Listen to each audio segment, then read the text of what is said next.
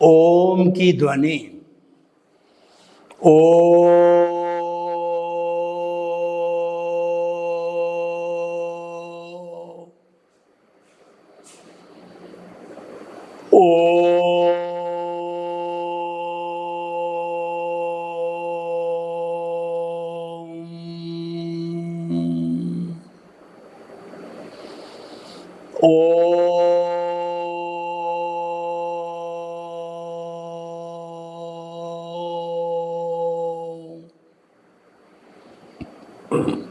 महाप्राण ध्वनि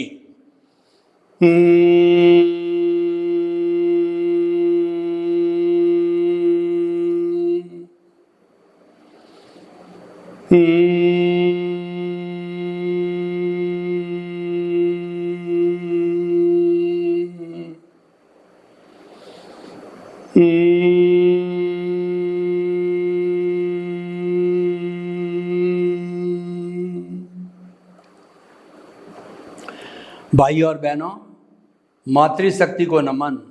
आज का हमारा अति सुंदर विषय स्वभाव और विभाव। अगर हम इसकी संधि करें तो इसका अर्थ इसके अंदर ही छिपा हुआ है।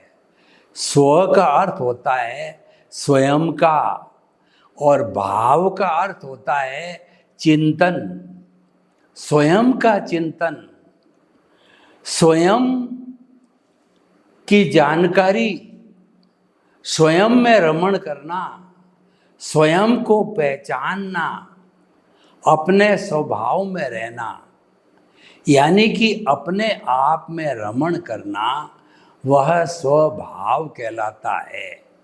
और विभाव का अर्थ वि मतलब दूसरे का, दूसरे के भावों में रहना, दूसरे का चिंतन करना, स्व से पर में चले जाना। जैसे कि स्व मान लें हमारी आत्मा है, हम खुद हैं, और जो पर है वह जड़ तत्व है।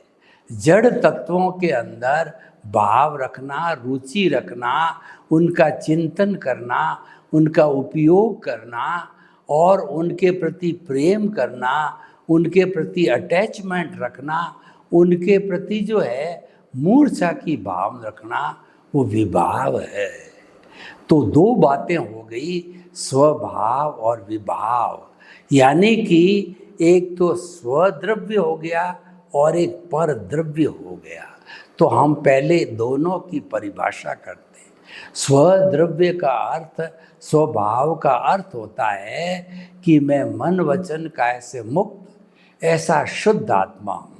शुद्ध आत्मा का अर्थ हुआ हो गया कि जो सिद्ध शिला में विराजमान होते हैं, जो मुक्ति में जाने वाले होते हैं, जो एकदम प्योर होते हैं, वो जो है वो कहे जाते हैं अपने स्वभाव में रमण करने वाले।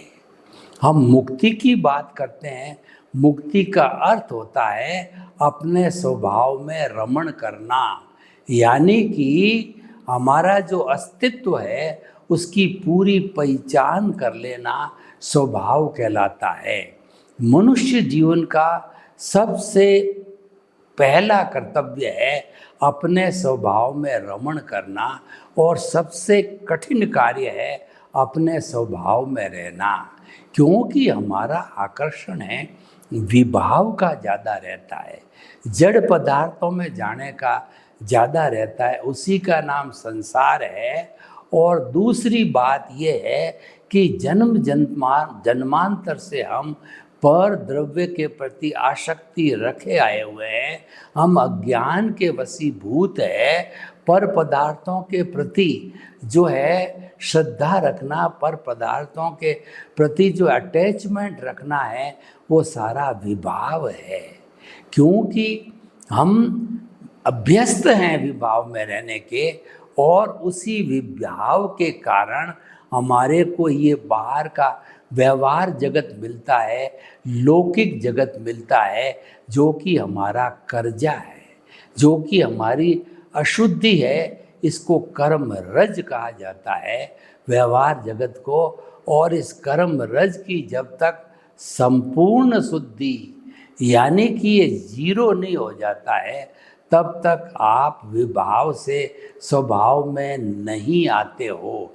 ज्यों ज्यों इसका शुद्धिकरण होता है, आपकी मन स्थिति जो है विभाव से स्वभाव की ओर जाने को तो होती रहती है, अनुभव होता रहता है, स्पर्श होता रहता है, और जिसको स्पष्ट वेदन कहते हैं, यानी 100% अपने स्वरूप का जान लेना, वो स्पष्ट वेदन कहलाता है। वह स्पष्ट वेदन तो इस संपूर्ण पर द्रव्य को, संपूर्ण अज्ञान को समाप्त करने से ही होता है। देखिए, मैं आपको उदाहरण देता हूँ कि अगर हमारे कहीं पर घाव हो जावे तो उस घाव के अंदर पस पड़ जाती है, उस पस को डॉक्टर जो है दबा के निकाल देता है, फिर बेटाडीन वगैरह लगा करके उस पर पट्टी बांध देता है ताकि घाव मिल जाए। और जब वो घाव मिल जाता है तो नई चमड़ी आ जाती है और वहाँ कोई दर्द नहीं होता है। और अगर एक भी कण पस का रह जाए तो उस स्थान के ऊपर थोड़ा दर्द होने लगता है और धीरे धीरे वो पस के कण भीतर बढ़ते रहते हैं, दबाव बढ़ता रहता है और रस्सी कहिए या पस बन जाती है। फिर उसको वापस जो है फोड़ करके और निकालना होता है। ठीक उसी तरह से हमारा स्वभाव स्पष्ट वेदन तब होता है जब एक भी कण जो है जड़ का, पुद्गल का हमारे चेतन के साथ में नहीं रहता है। थोड़ा बहुत भी रहेगा तब तक हमारे को स्पष्ट वेदन नहीं होगा, उसको भी काटना पड़ेगा, उसको भी सम्यक ज्ञान, सम्यक दर्शन की एप्लीकेशन करके सफाई करनी पड़ेगी। देखिए, जहर को जहर से मारा जाता है। अज्ञान को मारने के लिए, हटाने के लिए हमारे को सम्यक ज्ञान दर्शन रूपी वो जहर तो नहीं होता है, पर इसको अज्ञान को मारने की दृष्टि से कहें तो उसकी एप्लीकेशन करनी पड़ती है। और उसकी एप्लीकेशन करने से ये धीरे धीरे धीरे धीरे वाश होता रहता है। और जब पूरी एप्लीकेशन हो जाती है तो एक समय में वह ज़ीरो भी हो जाता है, जो कि हमारा कहना चाहिए 14वां गुण स्थान है। हमको संपूर्ण मुक्ति मिल जाती है और ऐसी मुक्ति मिलने पर हम सिद्ध बुद्ध और मुक्त बन जाते हैं। फिर इस संसार का भ्रमण जो 84 लाख का भ्रमण है, उसमें उसके दायरे में हम नहीं आते हैं। तो देखिए कि जो है ये स्वभाव और विभाव दो बड़े इम्पोर्टेंट फैक्टर हो गए। विभाव परद्रव्य है, स्वभाव स्वद्रव्य है। हमको परद्रव्य से स्वद्रव्य के अंदर आना है, तभी हमारा उद्धार होता है, तभी हमको ब्लिस मिलती है, तभी हमारे को शाश्वत सुख की प्राप्ति होती। अब प्रश्न ये है कि शाश्वत सुख हम प्राप्त क्यों करें?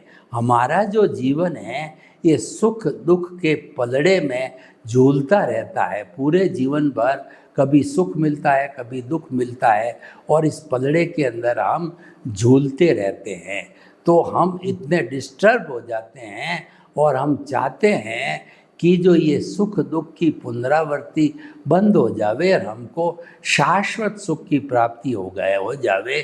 शाश्वत सुख का अर्थ होता है ऐसा सुख जिसके बाद में कोई दुख आए ही नहीं है, वो ब्लिस कहलाती है।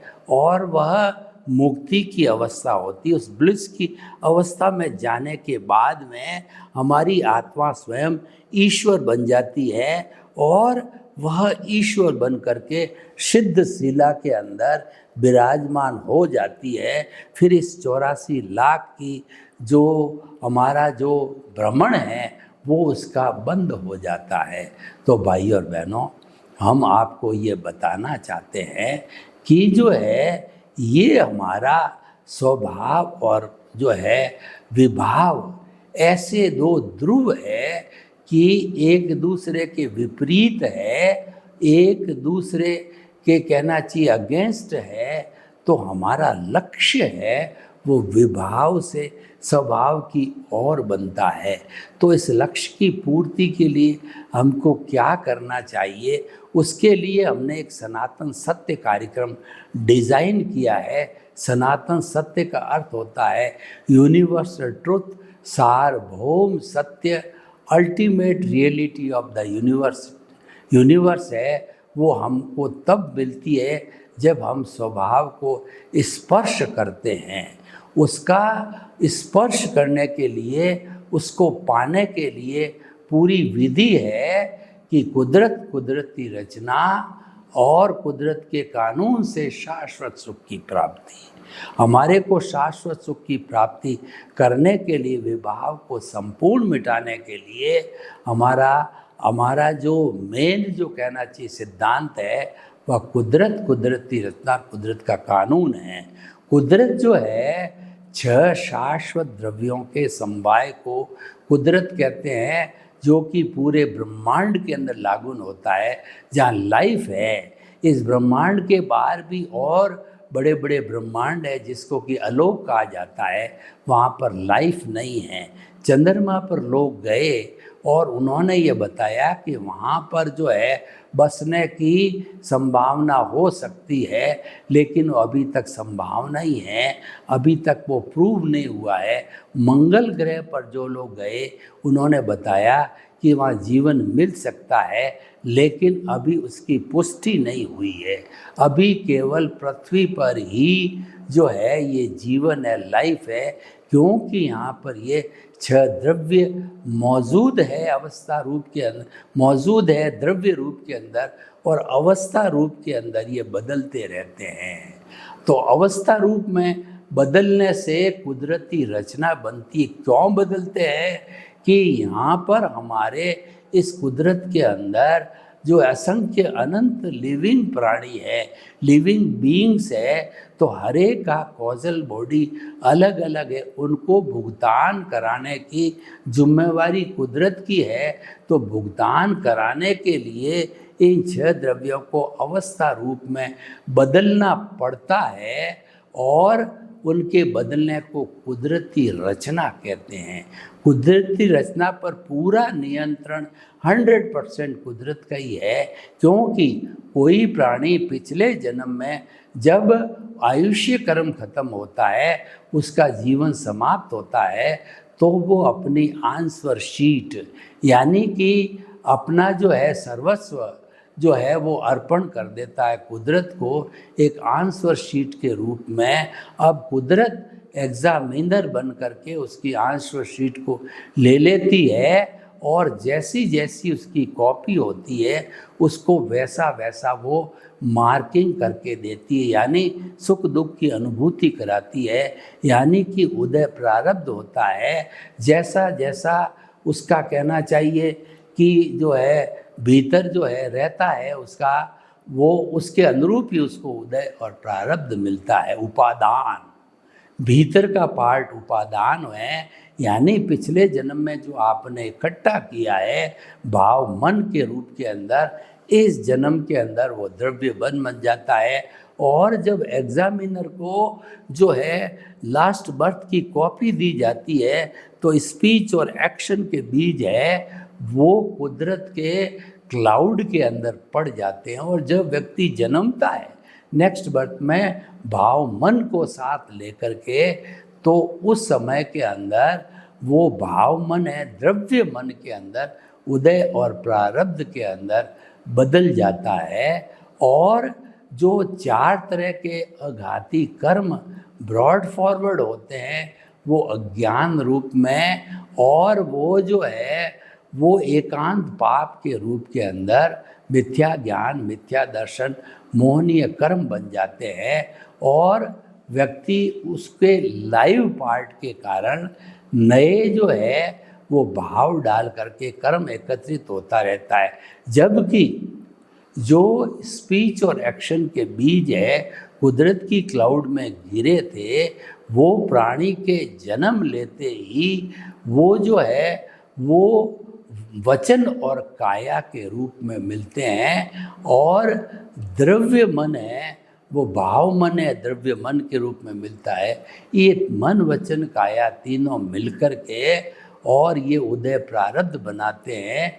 पिछले जन्म की चिट्ठी है, चिट्ठा है, वह उसके अनुरूप जो है फिल्म है, उसके अनुरूप जो स्क्रिप्ट है, मन वचन काया की बैटरियाँ हैं, वो धीरे धीरे इस जन्म में डिस्चार्ज होती रहती है, ऑटो मोड से चलती है। उसके अंदर प्राणी कोई भी करेक्शन नहीं दे सकता है। करेक्शन तो जब लाइव अवस्था में होता है तभी दिया जाता है। ये तो डेड अवस्था है, यानी ये डिस्चार्ज की अवस्था है, और लाइव है वो चार्ज की अवस्था में। इस जन्म के अंदर किसी के प्रति जो है आलोचना, प्रतिक्रमण, प्रत्याख्यान करके या कुदरत से क्षमा याचना मांग करके किसी भी अशुभ भाव को डिलीट किया जा सकता है, बदला जा सकता है, कम किया जा सकता है। सारी संभावनाएं होती है चार्जिंग के समय के अंदर। लाइव पार्ट में, डिस्चार्ज के अंदर कोई भी गुंजाइश नहीं होती है, क्योंकि उसको बनाने वाला पिछले जन्म के अंदर मर गया, उसको जला दिया गया, उसका अस्तित्व मिट गया। तो उसको कौन करेगा? एग्ज़ाम वो दे गया, उसकी आंसर शीट है, उस आंसर शीट में एग्जामिनर कोई करेक्शन नहीं कर सकता। एग्जामिनर तो मार्क दे सकता है, एग्जामिनर का उसमें करेक्शन करना तो इलीगल हो जाता है। किसी भी स्टूडेंट की कॉपी है और उसके अंदर एग्जामिनर जो है उत्तर में संशोधन करे तो ये तो इलीगल, अनैतिक और इमोरल बात हो जाती है। वो नहीं कर सकता। जो विद्यार्थी जिसने की कॉपी लिखी थी उसमें वो चाहे जो कर सकता था। ठीक उसी तरह से पिछले जन्म का जो हमको कर्म शरीर, कॉजल बॉडी मिली है, शरीर के जो है शुभ अशुभ का जो है भुगतान कराने के लिए, उसके अंदर हम कोई करेक्शन नहीं कर सकते हैं। हमको एज इट इज़ भुगतना होता है, उसके अंदर हम प्रतंत्र हैं। तो भाई और बहनों, देखिए कि एक तरफ तो स्वतंत्रता है और दूसरी तरफ स्वतंत्रता भी हमारे में है, क्योंकि हमारा प्रभु है वो स्वयं भू है। उसके ऊपर किसी का अनुशासन, किसी का कानून नहीं चलता है। कुदरत के ऊपर तो कुदरत का कानून चलता है। कुदरत भी स्वयं भू है, वो अपने आप कानून के जरिए चलाती है। लेकिन जो है वो हमारा ठीक इसी तरह से आत्मा भी स्वयं भू है, वो अपने खुद के कानून बनाती है, उस पर किसी का दूसरे का कानून नहीं चलता। हमारा जो कॉजल बॉडी है उसके भुगतान पर कुदरत का कानून चलता है, जबकि कुदरत तो स्वयं भू है। तो भाई और बहनों, हमारे कहने का अर्थ ये कानून की सारी एप्लीकेशन है ये विभाव में होती है। स्वभाव स्वतंत्र है, विभाव परतंत्र है। विभाव बाहर से आया हुआ है, स्वभाव उसकी प्रॉपर्टी है, उसके अंदर एम्बेडेड है और उसको अलग नहीं किया जा सकता है। गुण कभी भी गुणी से अलग नहीं हो सकते। जैसे कि सम्यक ज्ञान, सम्यक दर्शन आत्मा का स्वभाव है और विभाव उससे अलग है। विभाव जड़ है, पौद्गलिक है और उसका स्वयं का स्वभाव जड़ का गलन मिलन धर्मा है, वर्ण गंध रस स्पर्श वाला है। इसको जो है वो जड़ पौद्गलिक पदार्थ से अलग नहीं किया जा सकता है।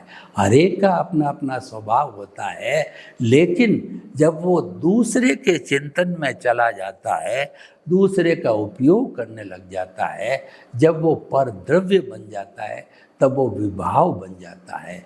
हमारे विभाव जो आत्मा के साथ में जुड़े हुए हैं वो कषाय कहलाते हैं। क्रोध, अहंकार, माया और लोभ, ये चार बड़े विभाव है और ये चार नाग है, ये फुफकारते रहते हैं। इनका शमन करना बहुत ज़रूरी है। जो इसका शमन करता है वह व्यक्ति धीरे धीरे जो है वह कहना चाहिए प्रतंत्र से स्वतंत्र हो जाता है। विभाव का नाश करते करते संपूर्ण स्वभाव को प्राप्त कर लेता है, जिसको स्पष्ट वेदन कहा जाता है। तो भाई और बहनों, ये स्वभाव और विभाव बड़ा इम्पोर्टेंट विषय है। विभाव को हमें पहचानना है, स्वभाव को हमें पहचानना है। स्वभाव तो हमारे भीतर है और विभाव है हमारा बाहर का जगत है। जो जगत 5 इंद्रियों से जुड़ा हुआ है और जिसका जो हमारा कर्जा है, जो हम पीछे से लेकर के आते हैं पर द्रव्य को, वो सारा विभाव है, वह पूरा अज्ञान है, वो क्रोध मान माया लोभ है, वो कषाय है, वो राग द्वेष है, वो कर्म रज है, वो कॉजल बॉडी है, वो लिंग शरीर है, वो कर्म शरीर है। तो विभाव को मिटाए बिना स्वभाव की पर जो प्राप्ति नहीं हो सकती है, क्योंकि विभाव बाहर से आया हुआ है। देखिए, कोई भी जो है वो कपड़ा है और आंधी चलती है, उस कपड़े पर जो रेत जमती है और कपड़ा पर कहीं तेल लगा हुआ हो तो तेल तो जमा हुआ स्टिकी होता है, वो तो बहुत ज़्यादा जो है वो मिट्टी के कण को जो आकर्षित करता है और कपड़े पर लगा देता है। तो कपड़े पर जो ये जो है वो रज, जो मिट्टी की रज जमा होती है, तो वो कर्म रज है। ठीक उसी तरह से जो हमारी आत्मा के ऊपर ये मन वचन काया प्रवृत्ति करके जो तान करके लाती है इस ब्रह्मांड से चतुस्पर्शी पुद्गलों को वो आत्मा के साथ में कॉजल बॉडी कर्म शरीर के रूप के अंदर, विभाव के रूप के अंदर जुड़ते रहते हैं। तो भाई और बहनों, स्वभाव और विभाव को जानना बहुत ज़रूरी है। अगर हम उसकी भेद रेखा नहीं जानेंगे तो विभाव को कैसे हम ज़ीरो करेंगे। विभाव हमारा अज्ञान है और स्वभाव है वो हमारा खुद का जो है कहना चाहिए नेचर है, खुद की प्रकृति है। जो हमारी शुद्ध आत्मा है वह मन वचन काया से मुक्त है। वो अनंत ज्ञान, अनंत दर्शन, अनंत शक्ति और अनंत सुख का धाम है। वो अजर है, अमर है, वो अविनाशी है। उसका रूप नहीं, रंग नहीं, गंध नहीं, वर्ण नहीं, वो जलती नहीं, मरती नहीं, कटती नहीं, वो किसी को रोकती नहीं, किससे रुकती नहीं है। वो तो अमूर्त है, लेकिन उसकी हाजिरी के बिना न तो पुनर्जन्म होता है, न कर्मों को आकर्षित किया जाता है, न विभाव बनता है, न कर्मों का भुगतान होता है, न शुद्धिकरण होता है, न मुक्ति होती है। क्योंकि ये शरीर अकेला जड़ जो है वो कुछ भी नहीं करता। वो तो आत्मा के संसर्ग से चेतनवत हो जाता है, जिसको मिश्र चेतन कहते हैं। तो जो कुछ भुगतता है ये मिश्र चेतन रूपी अहंकार भुगतता है। देखिए, हमारी तिजोरी में 1 करोड़ रुपया पड़ा है तो तिजोरी तो बेचारी जड़ है, वो अनुभव नहीं करती है कि 1 करोड़ रुपया मेरे भीतर पड़ा है। और जो शुद्ध परमात्मा स्वरूप आत्मा है वो तो अक्रिया है, वो कोई चिंतन नहीं करती, उसकी मात्र प्रेजेंस है। उसके बीच में जो मिश्र चेतन रूपी अज्ञान है, विभाव है, वह विभाव जो है आनंद की अनुभूति करता है। अहंकार कि मेरे पास में 1 करोड़ रुपया है और वो प्रफुल्लित होता है। यानी जितना सुख दुख भुगतता है ये शरीर नहीं भुगतता है, अहंकार भुगतता है, विभाव भुगतता है। ये बात हमें ध्यान में रखनी चाहिए। जो है हमारा विभाव है वो फेविकॉल की तरह आत्मा से चिपका हुआ है। ये चीज़ हमें समझनी चाहिए और उसको अलग करना है, हमारे जीवन का लक्ष्य है। उसको अलग करने के लिए हमारे भगवान बहुत करुणाशील है। उन्होंने जो है 12 मार्ग बताए, जिनको कि हम तप कह सकते हैं, जिनको निर्जरा कह सकते हैं। 6 मार्ग तो जो लर्नर्स होते हैं उनके लिए, और 6 मार्ग जो है अच्छे प्रशिक्षित जो है साधक होते हैं उनके लिए। तो 6 बाहर के मार्ग है वो है अनशन, उनोदरी, भिक्षाचरी, रस परित्याग, काय कलेश और प्रतिसल्लीनता। ये जो 6 निर्जरा के भेद है, तप के भेद है, ये सब दिखाई देते हैं कि व्यक्ति उपवास कर रहा है, व्यक्ति ने 4 की जगह 3 रोटी खाई, उनोदरी कर रहा है, और जो है भिक्षा ग्रहण कर रहा है साधु, या जो है वो श्रावक है, वो जो है जितने भी भीतर पड़े हुए द्रव्य है उनकी सीमा कर रहा है खाने की। तो ये जो है हमारा अनशन, उनोदरी, भिक्षाचरी, रस परित्याग, व्यक्ति 6 में से कितने रस को छोड़ता है। और दूसरा जो है हमारा ये कहना चाहिए, अनशन, उनोदरी, भिक्षाचरी, रस परित्याग, काय क्लेश का मतलब आसन वगैरह करना, और प्रतिसल्लीनता, हमारी 5 इंद्रियां बाहर भटकती रहती है, क्योंकि बाहर भटकना उसका स्वभाव है, वो उसको अच्छा लगता है। तो 5 इंद्रियों के 23 विषय जो है, अपने अपने विषय जो है वो बाहर के वातावरण से ग्रहण करके भीतर मन को देती है, मन बुद्धि को देता है। तो ये इंद्रियां बाहर जो है ये मनोरंजन यानी विभाव जो है भीतर सौंपती है, तो उसको उस विभाव को हटाना है। ये विभाव ही इकट्ठा होता होता धीरे जो है वो विभाव का बड़ा रूप कहना चाहिए कर्म शरीर, कर्म बंधन, वो अज्ञान बनता है। विभाव और अज्ञान एक ही चीज़ है, वो पौद्गलिक है, वो जड़ है, वो बाहर से आया है। जैसे कि जो है हमारी जो पानी है वो अपने आप स्वभाव में शीतलता देता है, उसके भीतर हम जो उसके साथ हम नमक मिलावे, मिश्री मिलावे, वो विभाव है, बाहर से आया हुआ, बाहर से डाला हुआ, बाहर से जोड़ा हुआ विभाव होता है। और पानी का जो धर्म है वो शीतलता देना, ये उसका स्वभाव है। अग्नि का स्वभाव है गर्मी देना, ताप देना। सूर्य का स्वभाव है ताप देना। चंद्रमा का स्वभाव है कि ठंडक देना। बर्फ़ का स्वभाव है ठंडक देना। तो इस तरीके से हर एक का अपना अपना स्वभाव होता है, लेकिन बाहर से कोई चीज़ आके उसके साथ जुड़ जाती है, वो विभाव हो जाता है और स्वभाव को वो डिफाइल कर देती है, स्वभाव को वो बिगाड़ देती है। जैसे कि गेहूँ का अपने आप, गेहूँ के आटे का अपने आप स्वभाव है, गेहूँ खाओ या आटा खाओ, उसका जो स्वाद आता है वो गेहूं का ओरिजिनल स्वाद है। लेकिन उस आटे के अंदर पानी मिला दिया और फिर नमक मिला दिया, फिर इसको रोटी बना के सेक के खाए, तो ये वस्तुओं के मिलने से उसका विभाव हो जाता है।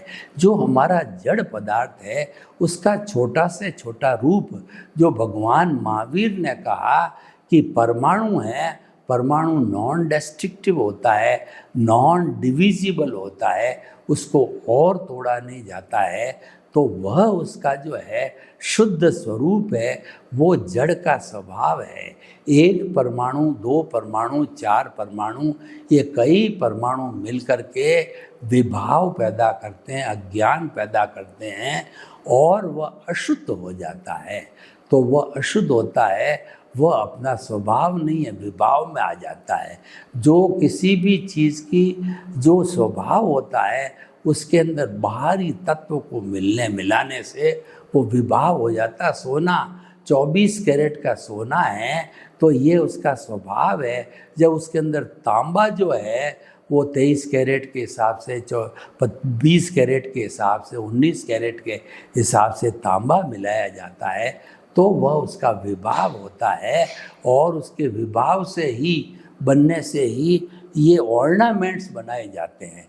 तो हम ये कहना चाहते हैं कि जो बाहर से आता है वह विभाव है, और जिसका खुद का स्वभाव है वो स्वभाव है। सर्वे भवन्तु सुखिनः, सर्वे सन्तु निरामया। लोग के जीवों को सुख मिले, शांति मिले, आनंद मिले, प्रेम मिले, सौहार्द मिले, और हम सभी स्वभाव में रहने का जो है अभ्यास करें और विभाव को काटने की कोशिश करें। आपके प्रति मंगल भावना। ओम शांति।